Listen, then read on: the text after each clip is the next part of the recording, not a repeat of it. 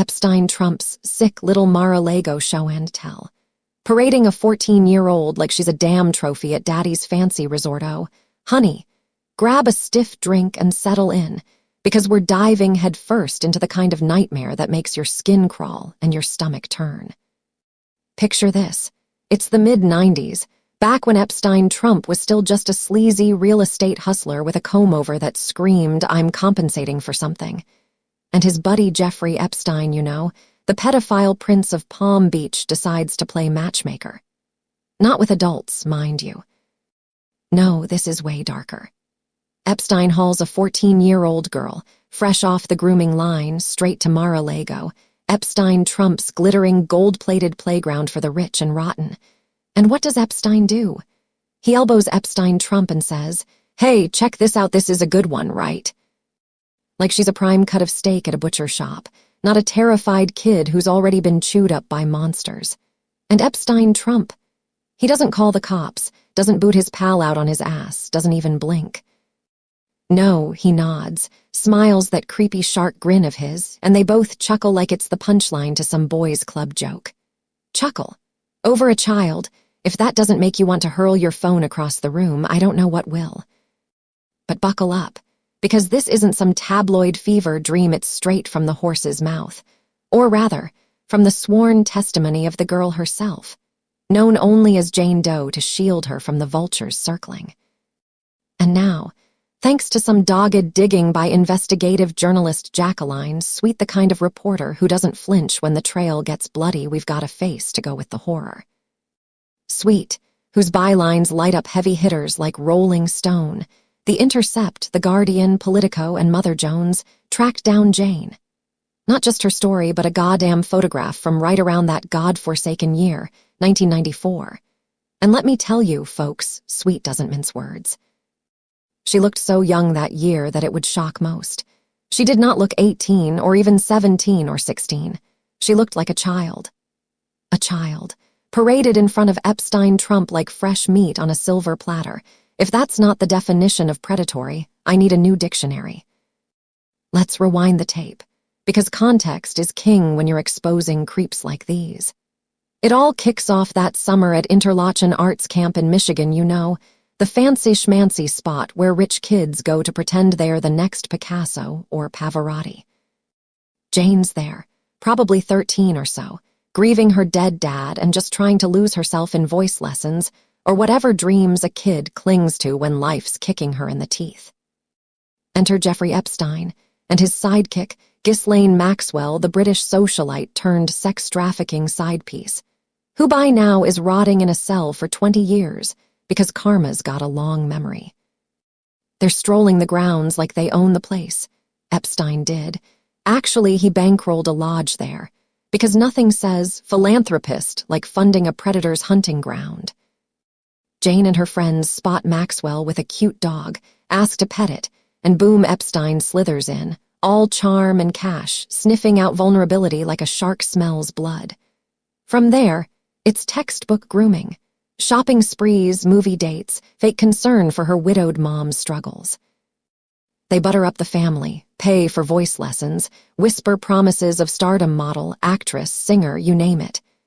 By the end of '94, Epstein's molesting her at his swanky pads in Palm Beach, New York, New Mexico. She's 13, and Maxwell. She's right there, holding the leash, scolding Jane if she pulls away, calling her ungrateful like the kid owes them her soul. It's a machine. Folks, a well-oiled horror show of isolation, gifts and gaslighting that turns little girls into playthings for monsters with private jets and Rolodexes full of power players. Fast forward to late '94 or early '95, and Epstein decides it's showtime. He bundles Jane into his dark green ride, yeah. She remembers the car, because trauma etches details like acid and drives her down to Mar-a-Lago. Epstein-Trump's Florida fortress, bought in '85 for peanuts compared to what it's worth now, but already a magnet for the elite scum who think rules don't apply. Epstein elbows Epstein-Trump. "This is a good one, right?" Trump nods, smiles, chuckles. Jane feels the unease twist in her gut, but she's too young, too trapped to name it. No assault right there in the gilded halls, at least. Not that she's saying, but the normalization. The casual commodification of a kid. That's the poison that seeps in deep. And get this. Sweet confirms Jane even dipped a toe into Epstein-Trump's beauty pageant circus around the same time. Miss Teen USA, folks the one he owned from 96 to 2015, strutting around like a peacock in heat. Jane's participation lines up eerily with those bombshell stories from 1997 contestants, some as young as 15, who spilled to BuzzFeed about Epstein-Trump barging into their dressing room mid-change. I remember putting on my dress really quick because I was like, oh my God, there's a man in here. Says Mariah Bellato, Miss Vermont Teen USA that year. Trump shrugs it off with, don't worry, ladies, I've seen it all before. Seen it all before. At a teen pageant, with girls half naked and panicking. 4 women backed her up, 11 others didn't recall, but that doesn't erase the chill. Tasha Dixon, Miss Arizona USA 2001, echoes it. Trump strolls in during rehearsals. No knock, no warning, just eyes feasting while topless and naked women scramble. Our first introduction to him was when we were half naked, she told CBS. Howard Stern interviews. Trump brags about it. I'll go backstage before a show. No men anywhere. And I'm allowed to go in because I'm the owner. Funny, hell no. It's a predator's playbook, plain as day. Now, don't get me started on Epstein-Trump's falling out with Epstein, that tired trope his bootlickers trot out like it's absolution. Oh, sure. He claims he banned Epstein from Mar-a-Lago in 2007 for being a creep or stealing spa staff code for poaching underage girls like Virginia Jeffer, who started at 17 in the locker room there before Maxwell reeled her in. But let's call bullshit. Court docs from 2011 way, before Epstein-Trump's White House Fever Dreams show, he booted Epstein after the financier hit on a member's teenage daughter. Not some noble stand, more like territorial pissing when the competition gets too close. And those flight logs. 7 jaunts on the Lolita Express, Epstein-Trump's denials be damned. Photos.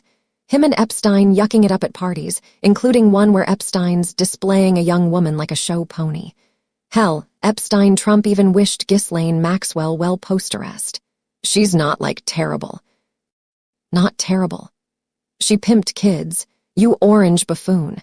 This ties right into the 2016 lawsuit from another Jane Doe, aka Katie Johnson, who alleged Epstein-Trump and Epstein tag-teamed her at 13 in Epstein's NYC pad that same summer of '94. 4 parties, escalating horrors, sexual contact turning to rape, slaps, threats to disappear her like some other girl named Maria if she squealed. Witnesses lined up a recruiter, a childhood pal, but threats poured in. The suit got dropped days before the election. Coincidence? Please. It's the same web.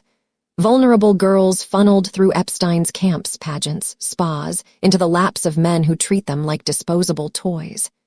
And Epstein-Trump. He's the spider in the center, grinning. Fast forward to now, November 2025, and the House is finally stirring or pretending to. Oversight Committee dropped 33,000 pages in September, subpoenaed the estate for more, but it's drip-feed theater. Chairman James Comer's GOP crew redacts like mad, protecting victim identities while slow-walking the meat. Democrats like Rep. Robert Garcia are screaming for AG Pam Bondi to cough up the full files, citing Virginia Jeffer's posthumous memoir, the one where she spills on leaders assaulting girls. Bipartisan push from Reps. Thomas Massey and Ro Khanna's discharge petition hit 218 signatures once new Dem Adelita Grijalva gets sworn in post-shutdown. Speaker Mike Johnson's all, "We'll vote," but Trump's camp calls it a Dem hoax. Hoax, with flight logs, testimonies, photos. Wake up. MAGA, your emperor's got no clothes. Just a trail of tears from girls he ogled or worse. And the backlash. It's a wildfire. X is ablaze with #Epstein files now, survivors like Jeffer's ghost haunting threads, journalists like Sweet dropping truth bombs that make trolls scatter. Even some red staters are side-eyeing. Why's the shutdown, that 18-day ego trip, delaying this? Why's Bondi, Epstein, Trump's Florida fixer, stonewalling? Its cover plain and simple. But cracks show, petitions with 2 million signatures, protests outside the Capitol, faith leaders flipping tables like Jesus on steroids. Ultraviolet's ads hit Fox like a gut punch. Epstein Trump, from pageants to predators. It's messy, it's raw, and it's working because when you mock the innocent, the people roar back. Look, I've roasted Epstein Trump plenty, his spray tan disasters, his rally rants that sound like a toddler's tantrum, his stable genius shtick that's about as stable as Jell-O in an earthquake. But this ain't comedy. It's cold, hard fury. He built an empire on exploiting the vulnerable, from bankruptcies that screwed workers to pageants that paraded teens like livestock. Epstein was his mirror, 2 peas in a pod of privilege, preying on the powerless. And while he pardons cronies and guts protections for survivors, we're left holding the bag of his hypocrisy. Law and order, more like lock and load for the elite. So here's the roast. Epstein Trump, you orange-tinted ghoul, you nod and chuckle while a kid's paraded like property, then play the hero who banned your buddy. That's not falling out. That's fallout from getting caught with your hand in the wrong cookie jar. You bragged about teen dressing rooms, flew Lolita Airways, and now you hide behind hoax cries. Pathetic. Your MAGA cult laps it up like Kool-Aid, but the rest of us, we're done sipping. We're demanding the files, all of them, because justice doesn't end at the resort gates. It starts there, with girls like Jane who deserve their day, not your smirk. And yeah, I've got attitude because this shit pisses me off. I'm that aunt at Thanksgiving who calls out the uncle's bullshit without flinching, the comedian who lands the punchline with a knife twist. Fearless, damn right. Because if we don't laugh to keep from crying, or rage to keep from breaking, who will? Epstein Trump's world is a funhouse mirror of misogyny and might makes right, but mirrors crack. And when they do, the truth spills out ugly, unrelenting, and overdue. Now, let me drop the mic for a second and get real with you, reader. This article, it's a gut punch wrapped in sarcasm, but underneath, it's a scream for the silenced. That 14-year-old Jane, eyes wide with confusion in that old photo, wasn't just a victim, she was a daughter. A dreamer, stolen from her own story by men who saw her as sport. Epstein Trump's nod wasn't casual, it was complicity, a green light in a life snuffed too soon. Every chuckle echoes the silence of countless girls in pageants, spas, camps whose trauma we ignore at our peril. This isn't ancient history, it's the rot in our power structures, the reason survivors still fight for air. Feel that ache. That's justice calling, raw and relentless. Don't look away. Demand the files, honor the Janes, and remember, their pain is our failure, but their courage, that's the fire that burns empires down. We owe them everything, truth without the smirk. Santiago del Carmen Maria, Crowning Thoughts, copyright 2025, independent writer. Crowning Thoughts truth speaker, AI video content creator, writer, blogger, Santiago DC.